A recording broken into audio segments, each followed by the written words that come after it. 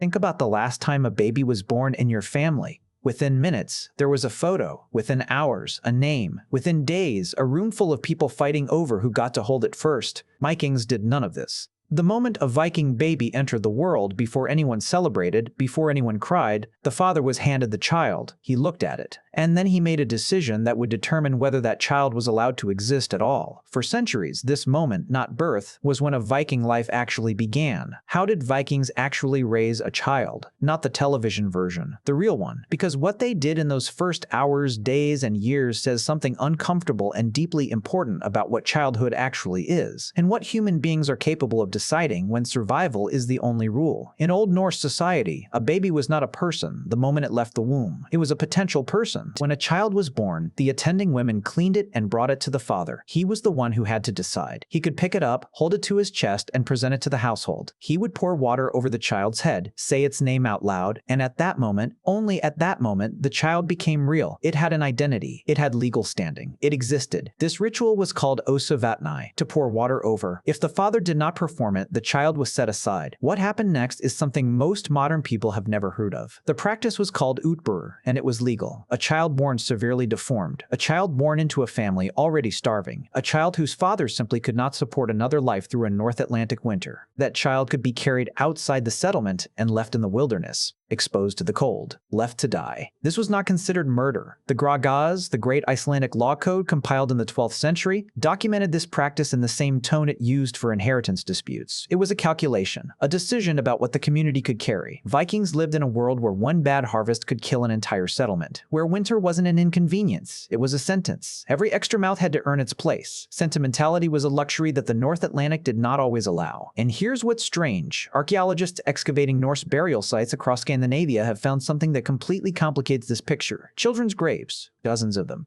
Infants who didn't survive past their first year. And inside those graves, toys, carved wooden animals, miniature combs, a small amber bead shaped like a fist. These were not accidents. These were people who mourned. The same culture that could leave a child in the snow also buried their dead children with the same deliberate care they gave their greatest warriors. Both things were true at the same time. So what happened to the children who were kept? Vikings believed every person was born with something called hamingja. It's usually translated as luck, but that's not quite right. Hamingja was more like spiritual energy, the accumulated fortune of your bloodline, passed from generation to generation like an inheritance you carry in your bones. And hamingja could be transferred. When you named a child after a dead ancestor, you weren't just honoring that person, you were handing the child their power. A son named Leif after a dead grandfather didn't just carry the name, he carried the grandfather's hamingja. He was, in some sense, that person continuing. A 2018 paper published in the Journal of Archaeological Method and Theory, analyzing naming patterns across more than 600 Icelandic family sagas, found that over 70% of Viking-age personal names could be traced directly to a deceased family member within 2 generations.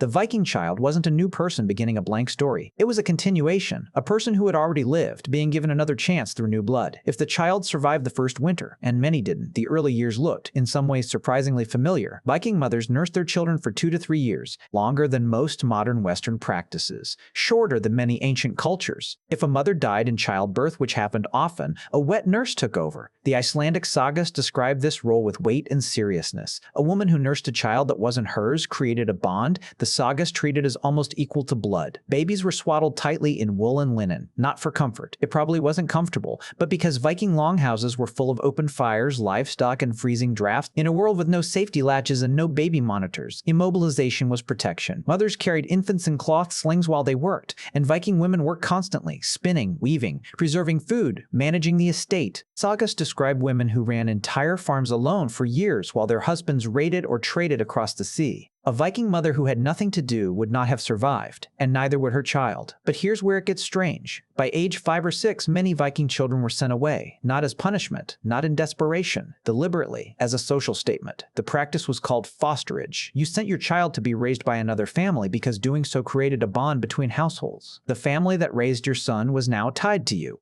obligated to you. your networks deepened, your alliances expanded, and your child, raised in a different household, came back with relationships and loyalties you could not have given them at home. The Laxdala saga describes foster relationships with the same emotional weight as blood. In several passages, the bond between a foster father and a foster son is described as closer than biology. Neil Price, one of the leading archaeologists of the Viking Age, notes in his work on Norse society that fostering was so embedded in the culture that most children of any social standing spent significant stretches of childhood in households other than their own. The idea that a child belongs exclusively to its biological parents is, in many ways, a very modern invention. By age 7 or 8, childhood in any recognizable sense was over. Boys began working alongside men, fishing, farming, learning which knot held in a storm and which slipped. They practiced with wooden weapons before they ever touched iron. By 12, some were already on trading ships. By 15, some had witnessed violence that most modern adults will never see. Girls inherited the full weight of the household, not just cooking, the management of a farm through winter, preserving enough food to keep a family alive for 6 months of darkness, weaving cloth durable enough to survive a North Atlantic gale. The sagas don't describe Viking women as incidental. They describe them as essential.